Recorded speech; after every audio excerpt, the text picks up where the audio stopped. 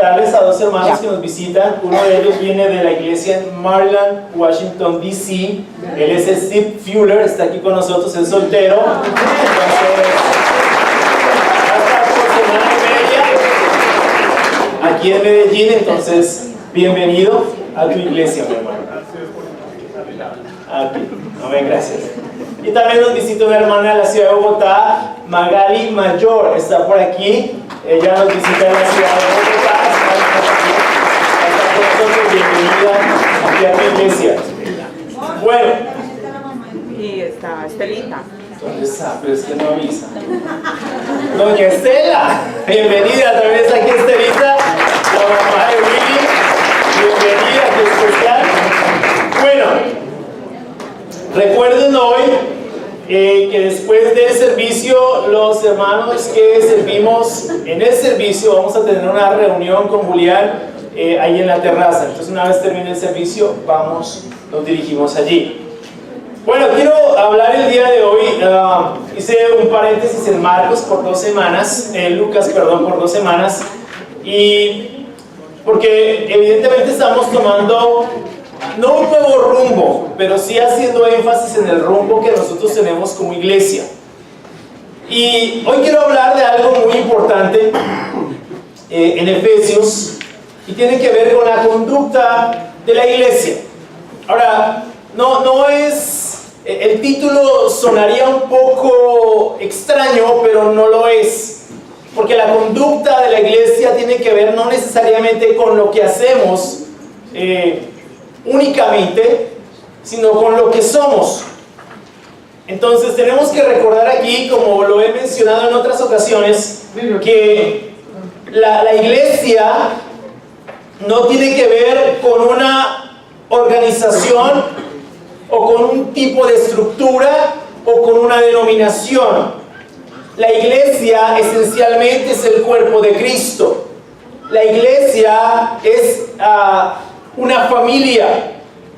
Por lo tanto, nuestra obligación fundamental como iglesia es con Cristo, que es su cabeza. Entonces hoy vamos a hablar de eso. Y vamos a usar el libro de Efesios para hablar de este tema, de la conducta de la iglesia, teniendo presente que Efesios es un libro, una carta que habla de la iglesia, de la gloria en la iglesia. Entonces vamos a Efesios 4.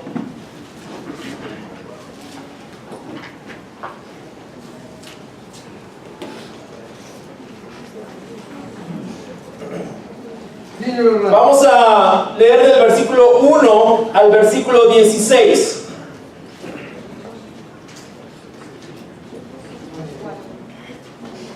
Dice: por eso, yo, que estoy preso por la causa del Señor, le ruego que vivan de una manera digna del llamamiento que han recibido, siempre humildes y amables, pacientes, tolerantes unos con otros en amor.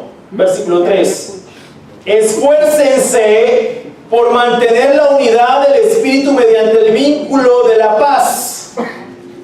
Hay un solo cuerpo y un solo Espíritu, así como también fueron llamados a una sola esperanza, un solo Señor, una sola fe, un solo bautismo, un solo Dios y Padre de todos, que está sobre todos y por medio de todos y en todos.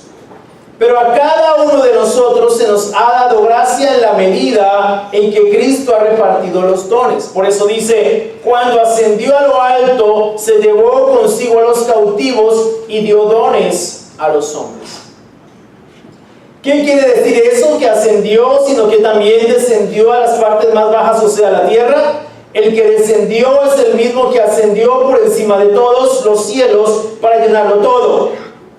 Él mismo constituyó a unos apóstoles, a otros profetas, a otros evangelistas y a otros pastores y maestros, a fin de capacitar al pueblo de Dios para la obra de servicio, para edificar el cuerpo de Cristo. De este modo todos llegaremos a la unidad de la fe y del conocimiento del Hijo de Dios, a una humanidad perfecta que se conforme a la plena estatura de Cristo. Así ya no seremos como niños, zarandeados por las olas y llevados de aquí para allá por todo viento de enseñanza y por la astucia y los artificios de quienes emplean artimañas engañosas. Más bien, al vivir la verdad con amor, creceremos hasta ser en todo como aquel que es la cabeza, es decir, Cristo. Por su acción, todo el cuerpo crece y se edifica en amor, sostenido y ajustado por los ligamentos, según la actividad propia de cada miembro. La conducta de la iglesia. Y el tema aquí de Pablo es básicamente ese ministerio de la iglesia. La diversidad en la unidad. Cuando una iglesia crece, también crecen las necesidades, crecen los problemas, ¿verdad? Sí. Cuando una iglesia crece, también se presentan desafíos en la misma medida. Por lo tanto, estamos iniciando una nueva etapa nosotros como iglesia. Estamos creciendo. Y eso implica que al crecer hay necesidades como iglesia. Pero de la misma forma que existen esas necesidades, nuestra necesidad primordial es enfocarnos en Cristo, en su mensaje. Nada nos puede distraer de eso.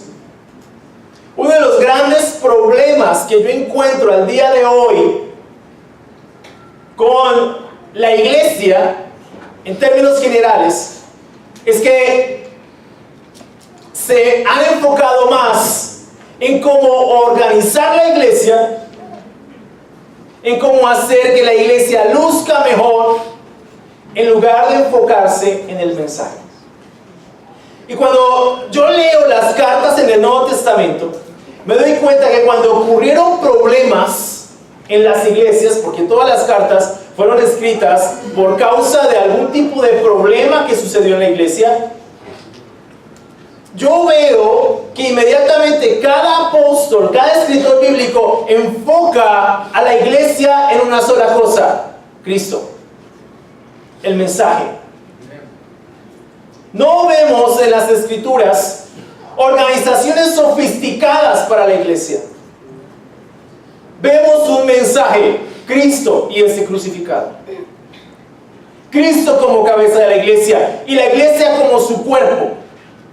La iglesia no como una superestructura que necesita ser refinada, cuidada, sino su cuerpo y Él como su cabeza. Eso es lo que yo particularmente veo a lo largo de todas las cartas del Nuevo Testamento. Entonces, nuestra idea o nuestra mentalidad a medida que crecemos como iglesia es enfocarnos en lo más importante, en lo esencial, en lo que nos hizo ser iglesia.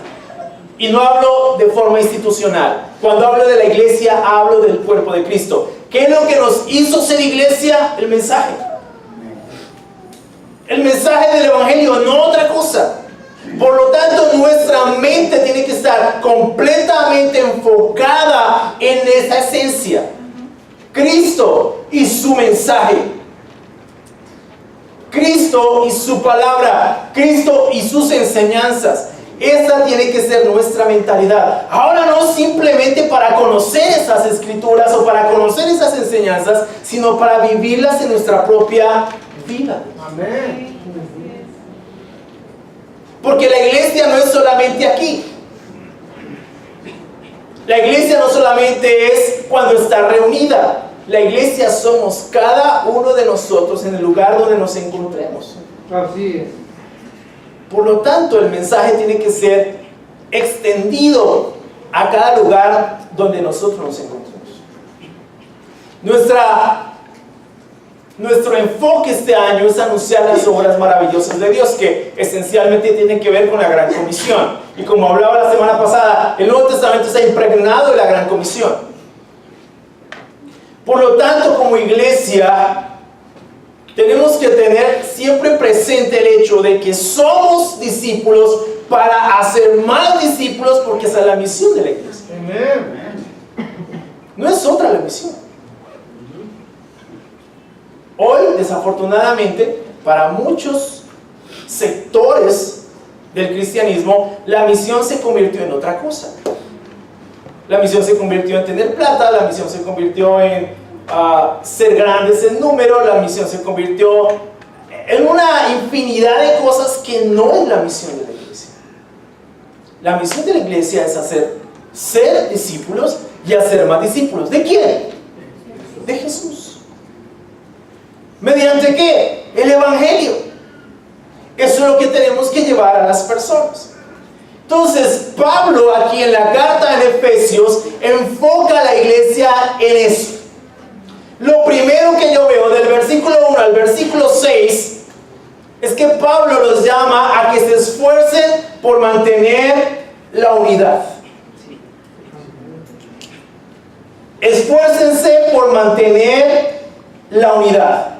Pablo nuevamente hace el mismo énfasis que hizo en Efesios 3:1. Es prisionero por la causa de Cristo. Pablo escribe estas cartas desde la prisión. Pablo está preso cuando escribe estas cartas. Efesios, Filipenses, Colosenses son conocidas como las cartas de la prisión. Pablo escribe esta carta desde ese lugar a la iglesia en Éfeso. De esta forma establece su autoridad y busca inspirar a sus lectores. No simplemente es cautivo del imperio físicamente hablando, es en realidad cautivo de Cristo y por Cristo, y eso de ninguna forma lo aflige o entristece. O sea, es interesante que un hombre que está preso, que es una razón suficiente para pensar en otro tipo de enfoque, esté pensando en la iglesia, en resolver, en enfocar la iglesia, en llevar a la iglesia a los pies de Cristo. Este hombre, Pablo, está preso.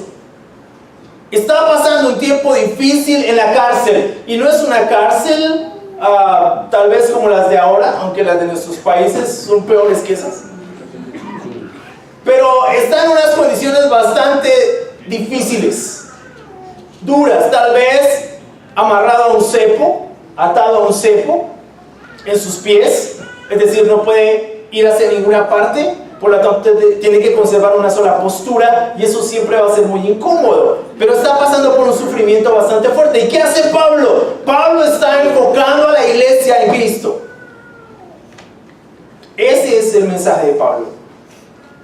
Ruega a sus lectores, a los cristianos en Éfeso y en toda la región de Asia, que vivan de una manera digna del llamamiento que han recibido. Lo primero que Pablo les dice es que vivan de una manera digna del llamamiento que han recibido, de una manera digna del Evangelio.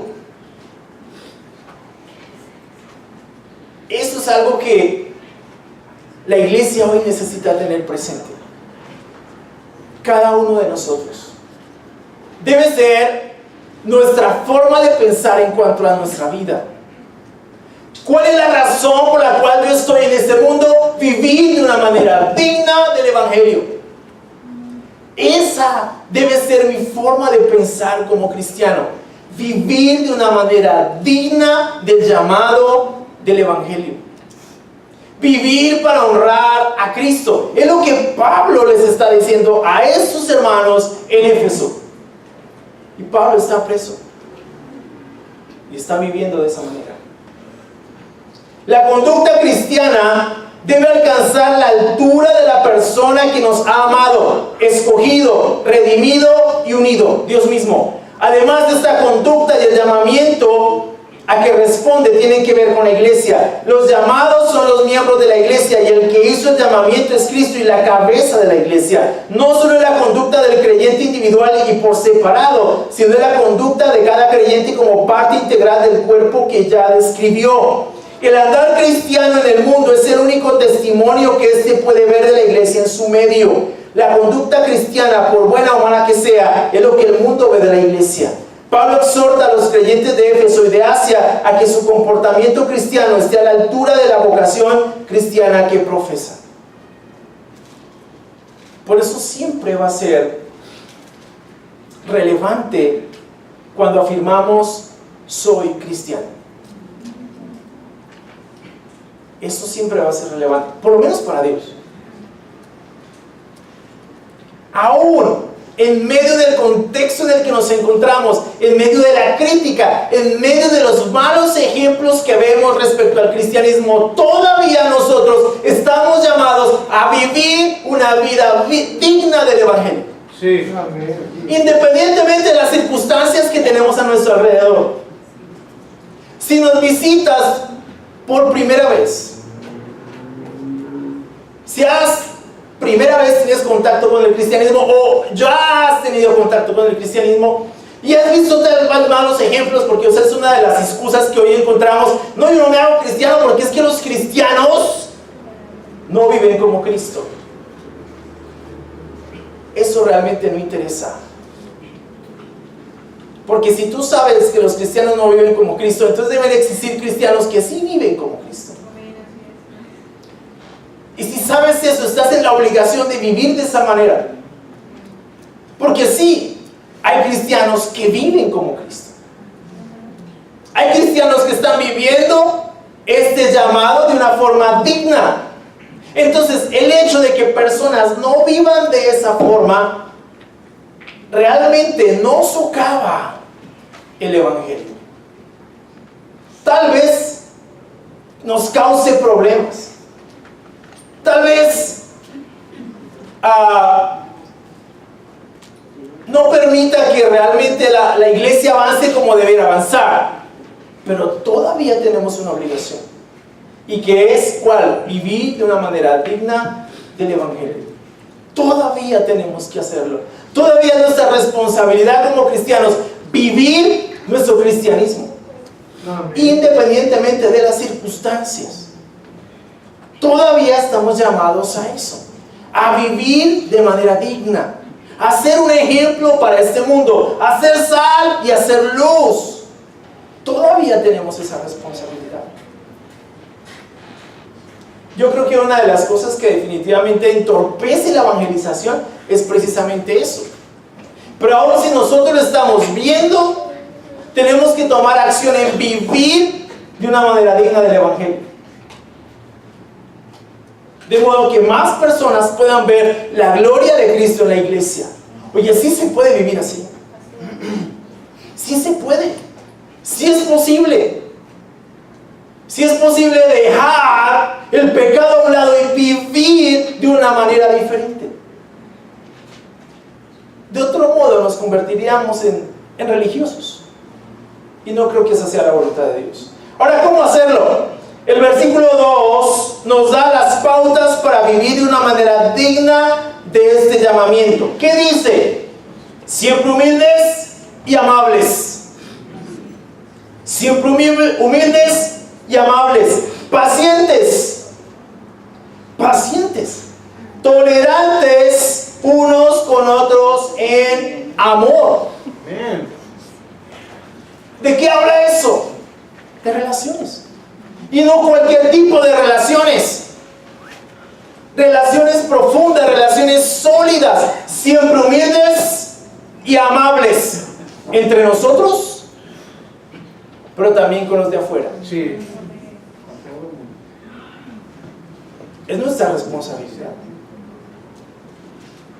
Aquí adentro, entre nosotros, pero también en el mundo en el que nos desenvolvemos. Tenemos que ser un ejemplo. El mundo está al revés, hermano. No sé si han visto noticias, pero esto cada día se pone peor. Y se va a poner peor. Se va a poner peor. Medellín es una ciudad insegura. Por más innovadora que sea, es insegura. Medellín es una ciudad inmoral, por más innovadora que sea. Medellín es una ciudad que promueve la prostitución, la drogadicción y la vida fácil. Por más innovadora que sea, todavía tenemos una obligación como iglesia de vivir una vida digna del Evangelio. Si queremos ver algo diferente aquí, la iglesia no puede estar dormida. No pueden.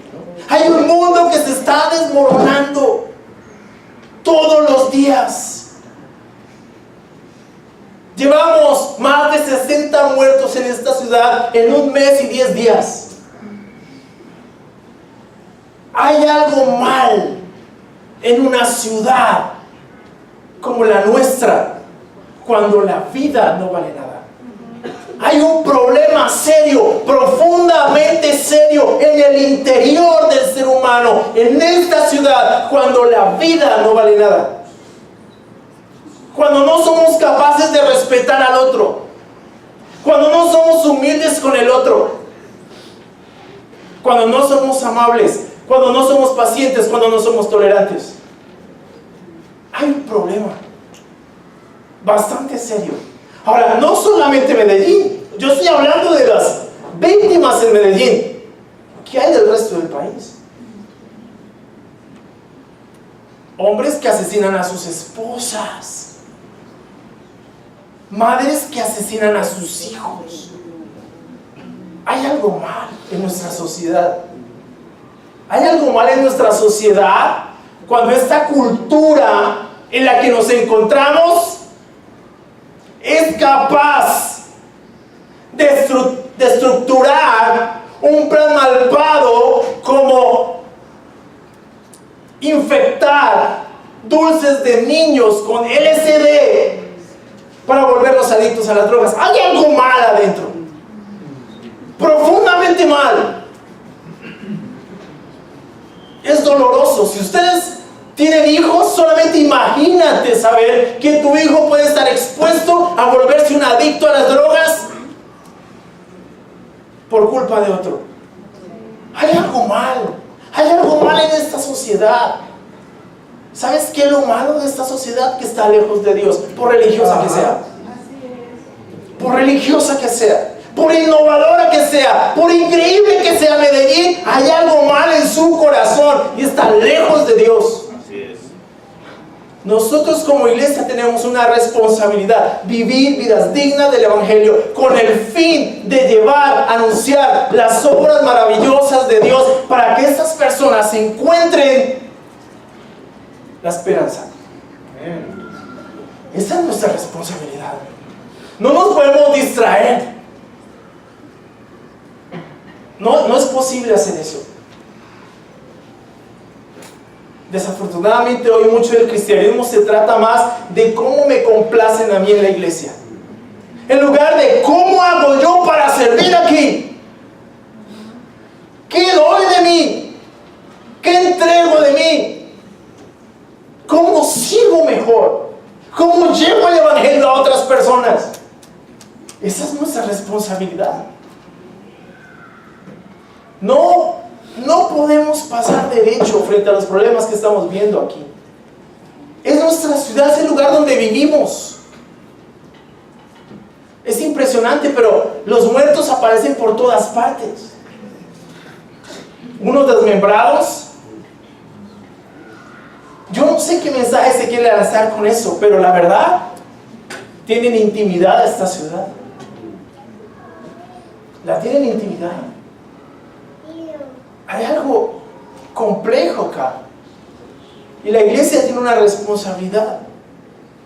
Cada uno de nosotros, acá donde estamos, tenemos una responsabilidad.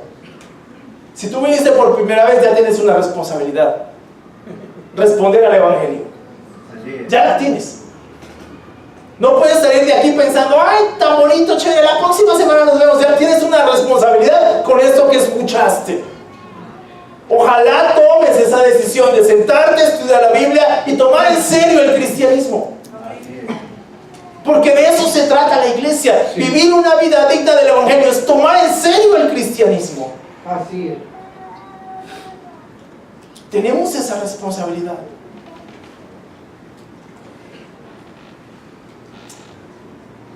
Es como si tuvieras la cura a una enfermedad grave, muy grave, y la escondes. Y sabes que gente se está muriendo de esa enfermedad, pero escondes la cura. No es para mí, es que me quiero sentir bien de saber que lo tengo. y estoy cuidando a mi familia. ¿Y el resto?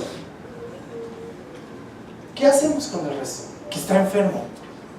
Nosotros tenemos la cura, la solución al problema del pecado como iglesia, como cristianos. ¿Qué estamos haciendo con eso? Porque vivir vidas dignas del Evangelio es también llevar el Evangelio. Vivirlo y llevarlo. La gente tiene esa esperanza. La gente no sabe qué hacer. Piensa, no sé si has encontrado con esas personas. La gente no sabe qué hacer. Está desorientada. Está perdida. No saben qué hacer. No saben qué decisiones tomar en cuanto a la crianza de sus hijos. No saben qué decisiones tomar en cuanto a sus matrimonios. No saben qué decisiones tomar en cuanto a sus vidas, sus vicios. Están desesperados. Y nosotros hemos sido transformados por el Evangelio. ¿Qué estamos haciendo? Esa es nuestra responsabilidad. Ayer nos reunimos con los líderes y fue increíble el tiempo que pasamos estudiando las Escrituras y entendiendo nuestra responsabilidad con mucha más profundidad.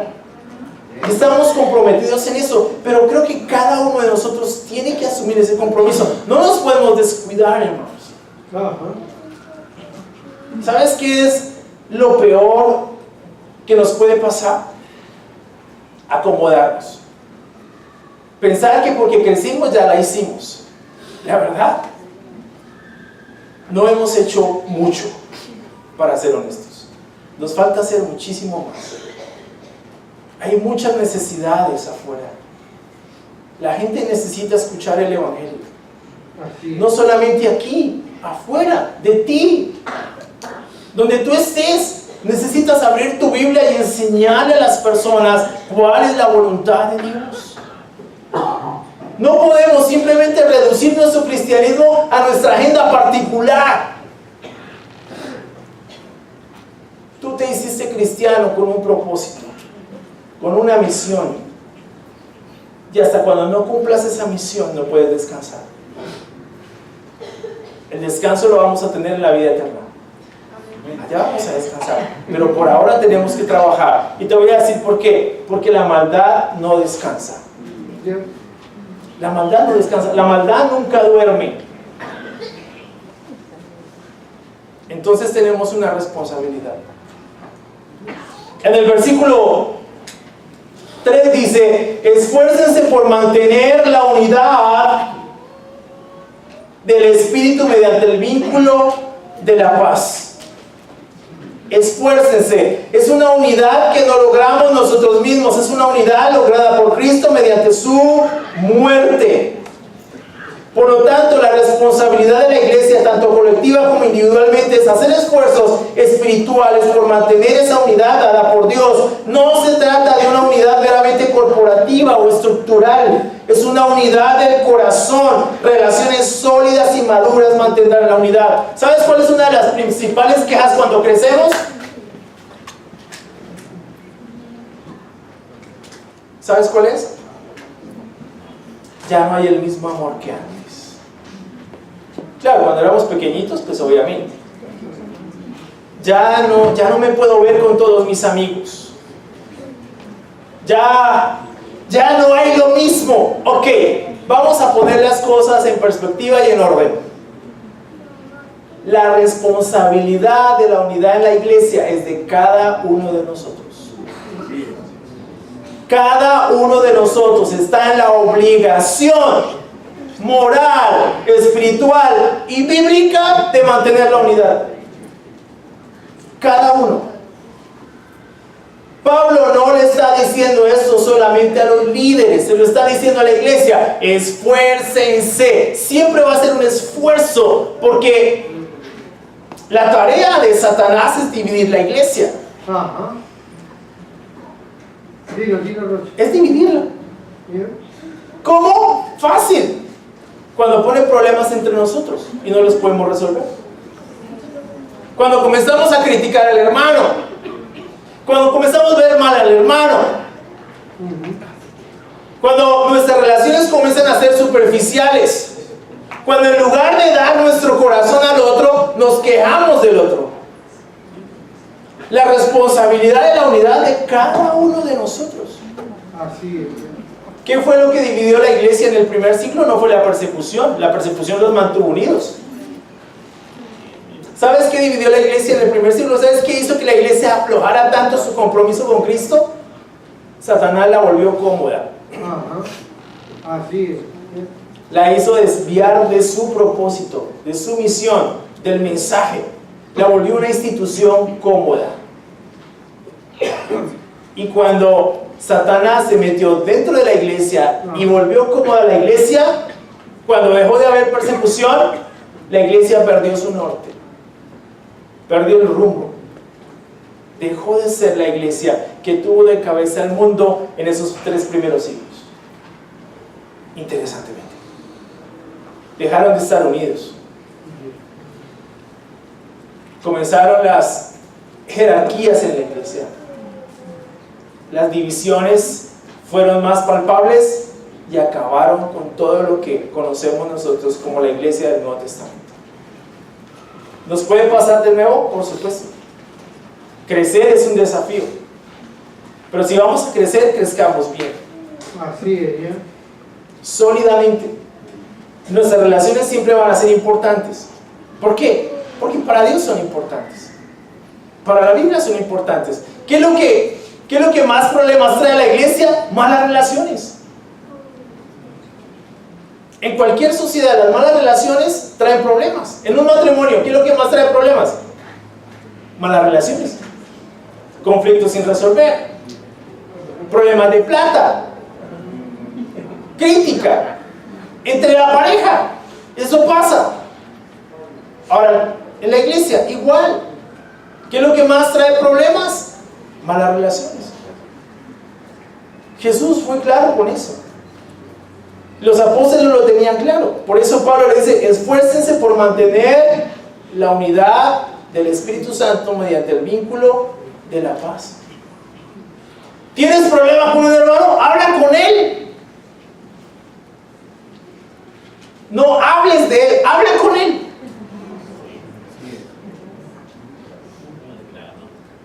Habla con él, ve con él. ¿Sabes qué, hermano? No me siento bien contigo.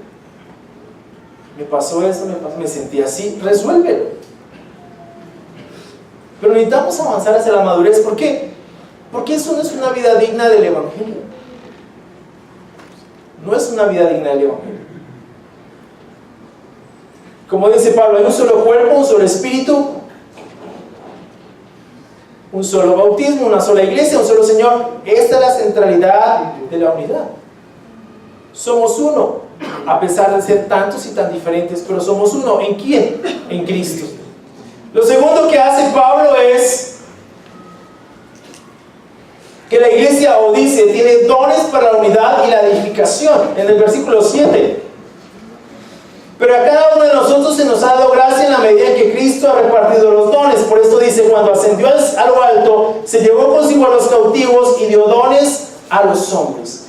Pablo pasa ahora de hablar de forma colectiva respecto a la unidad de la iglesia a hablar de forma individual respecto a los dones que Cristo repartió. Cada cristiano unido a Cristo en el bautismo es un recipiente de algún don especial para la construcción y edificación de la iglesia. Ningún cristiano está con las manos vacías. Cada uno fue dotado de algún tipo de gracia para la construcción del cuerpo de Cristo.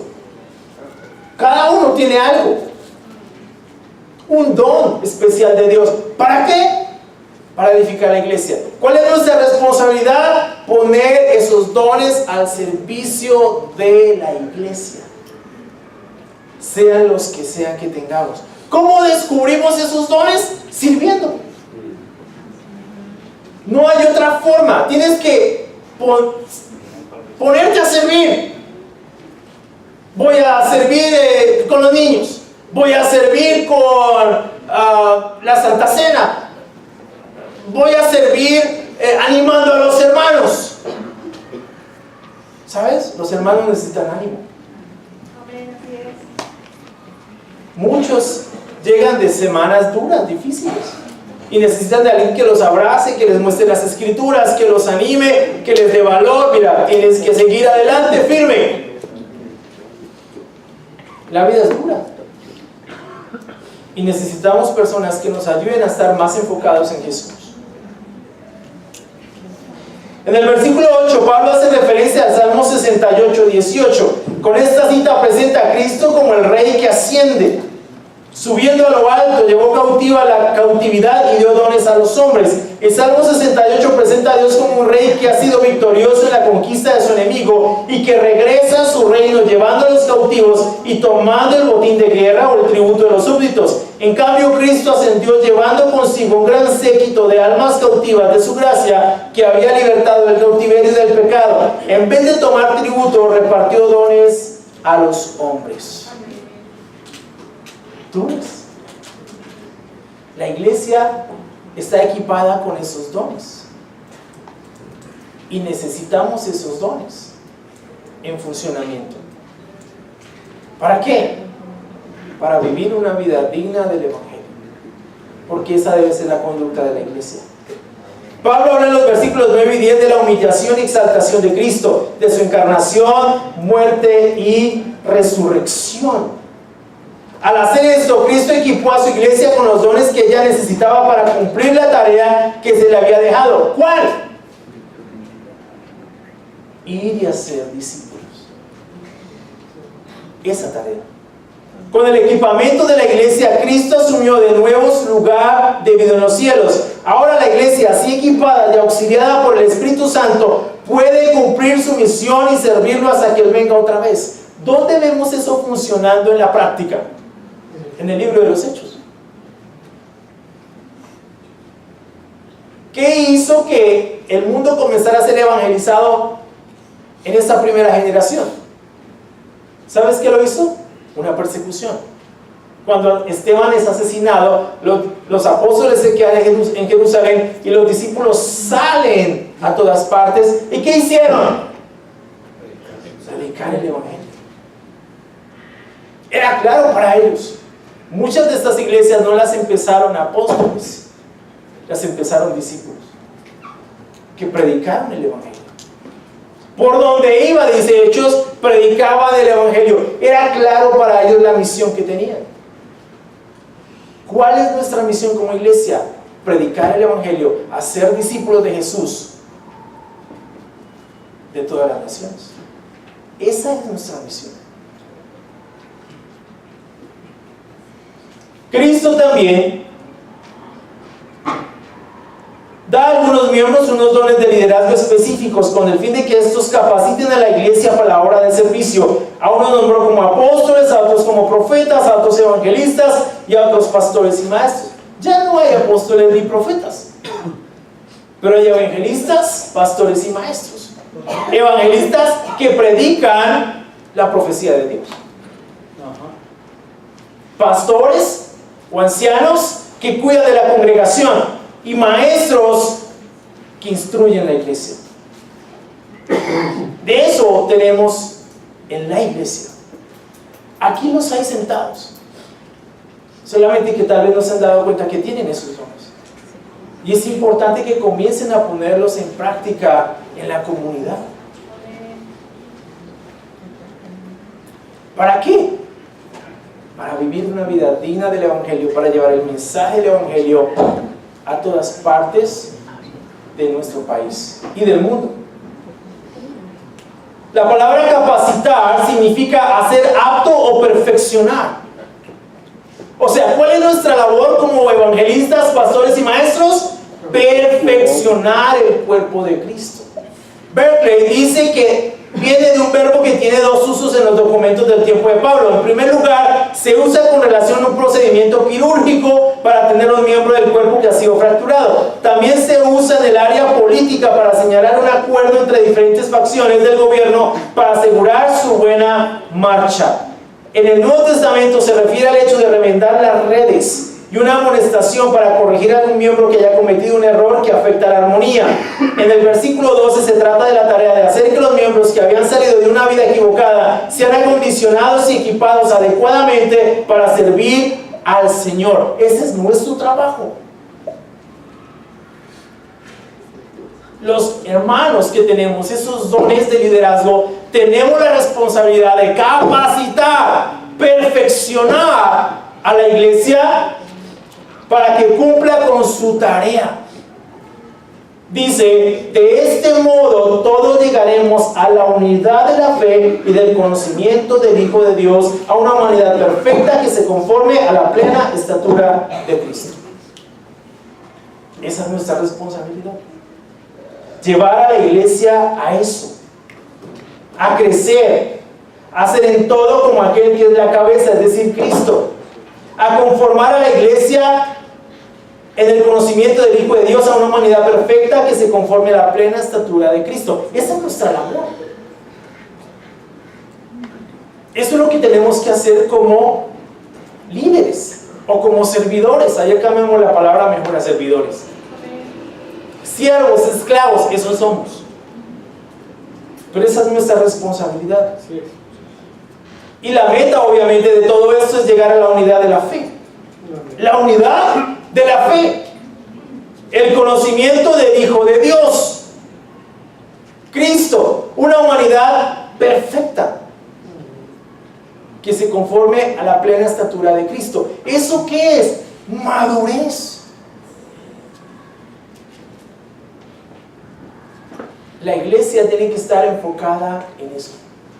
Esa es nuestra responsabilidad como líderes, pero también de cada uno de nosotros, de buscar eso en nuestras vidas. Si queremos cumplir con la misión para la cual fuimos destinados y llamados como iglesia. La unidad no es una simple cuestión de mantener una actitud amorosa o unos sentimientos religiosos, sino también de una relación íntima con Jesucristo. Una humanidad perfecta se ha referido no solo a una perfección personal o doctrinal, es la madurez del carácter cristiano que integra la doctrina con la vida y cuya medida fundamental es la estatura moral y espiritual de Cristo. Es eso. ¿Cómo hacemos eso? El mensaje. No hacemos eso, no llegamos a eso organizando mejor la iglesia, creando miles y miles de ministerios. Hacemos eso con el mensaje. El mensaje se encarga de hacer eso en la iglesia. Ahora, ¿necesitamos estar organizados? Por supuesto. Así es. Por supuesto que sí. Pablo mismo dice que necesitamos hacer las cosas en orden porque Dios es un Dios de orden, no de caos. Pero es una herramienta, no un fin en sí mismo. Es un medio, no el fin. ¿El fin cuál es? Cristo, su mensaje, su palabra. Debemos estar completamente enfocados en eso. Una organización, una estructura, una denominación no produce ni fe ni madurez en la iglesia. Es Cristo y su mensaje. Y en eso nos vamos a enfocar. Así es. Como hemos venido enfocados todos estos años. Pero necesitamos enfocarnos en eso. Y cada uno aquí es responsable de esto. Si nos visitas por primera vez, es a eso a lo que te estamos invitando. A que estudies la Biblia, a que conozcas a Cristo, a que seas un discípulo de Jesús. A eso te estamos invitando. La iglesia es eso. La iglesia no es un club. La iglesia no es una superorganización bonita. La iglesia es el cuerpo de Cristo. Su familia, su pueblo santo, linaje escogido, nación santa, pueblo adquirido por Dios. Eso es la iglesia. ¿Para qué? Para anunciar las obras maravillosas de aquel que nos llamó de las tinieblas a su luz admirable. Eso es. La iglesia es el cuerpo de Cristo. Es un organismo vivo, fundamental y esencial. Nuestra responsabilidad es mantener la unidad en el cuerpo y edificar el cuerpo, crecer y madurar, usar los dones que Cristo nos dio para capacitar y edificar la iglesia conforme a su voluntad.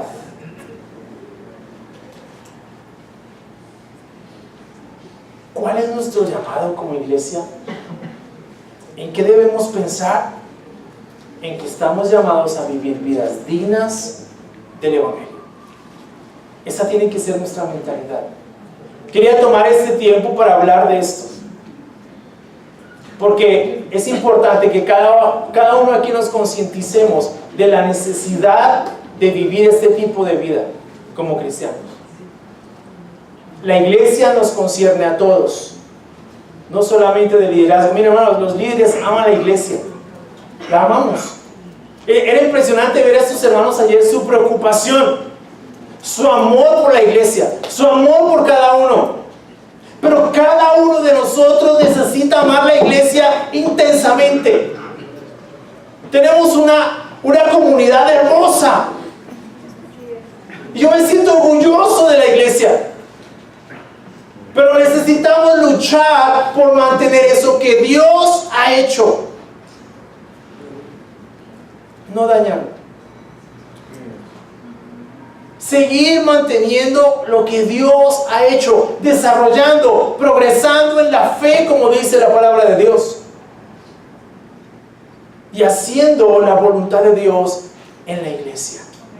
Vivir vidas dignas del Evangelio. Muchas gracias, mis hermanos.